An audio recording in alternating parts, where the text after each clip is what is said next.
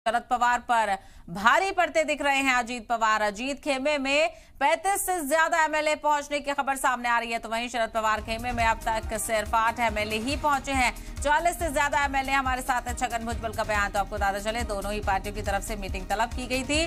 दोनों ही पार्टियों की मीटिंग शुरू हो चुकी है, तो वहीं कितने एमएलए की तादाद है इसको लेकर भी जानकारी सामने आ रही है। बताया जा रहा है कि अजीत पवार के मीटिंग में 35 से ज्यादा एमएलए पहुंचे हैं, तो वहीं शरद पवार के खेमे में अभी तक सिर्फ 8 एमएलए पहुंचे हैं। ऐसे में जो तस्वीरें और जो खबरें लगातार सामने आ रही हैं, अजीत पवार शरद पवार पर भारी पड़ते हुए नजर आ रहे हैं। हालांकि शरद पवार 60 साल से ज्यादा का तजुर्बा सियासत में रखते हैं। कई बड़ी तब्दीलियां उन्होंने देखी हैं, कई बदलाव उन्होंने लाए हैं, लेकिन आज उन्हीं की पार्टी महाराष्ट्र में सियासत का शिकार हो गई है। अजीत पवार ने अलग गुट बनाकर एनडीए से हाथ मिला लिया है और वो ओहदा भी ले चुके हैं। ऐसे में लगातार ये दावे किए जा रहे हैं कि ज्यादातर एमएलए की हिमायत उनके पास है और अजीत पवार के खेमे में 35 के करीब एमएलए पहुंच चुके हैं।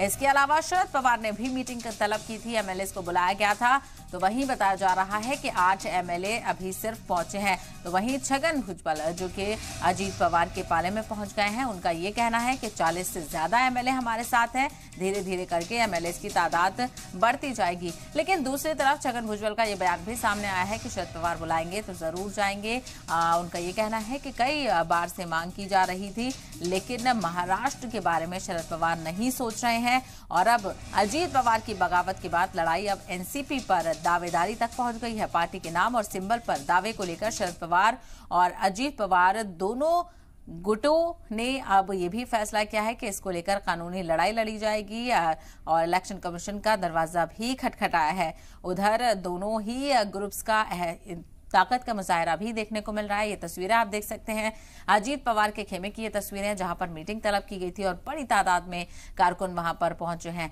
तो बताया जा रहा है 35 के करीब एमएलए अजीत पवार के पास पहुंचे हैं और हालांकि अजीत पवार की तरफ से लगातार ये दावा किया जा रहा था कि उनके पास 40 से लेकर 42 एमएलए की हिमायत हासिल है। हालांकि उसमें से 1-2 की तादाद में एमएलए टूटे भी हैं, जिन्होंने शरद पवार का रुख किया है, दोबारा से ट्विटर के जरिए से और लेटर लिखकर वापसी की है।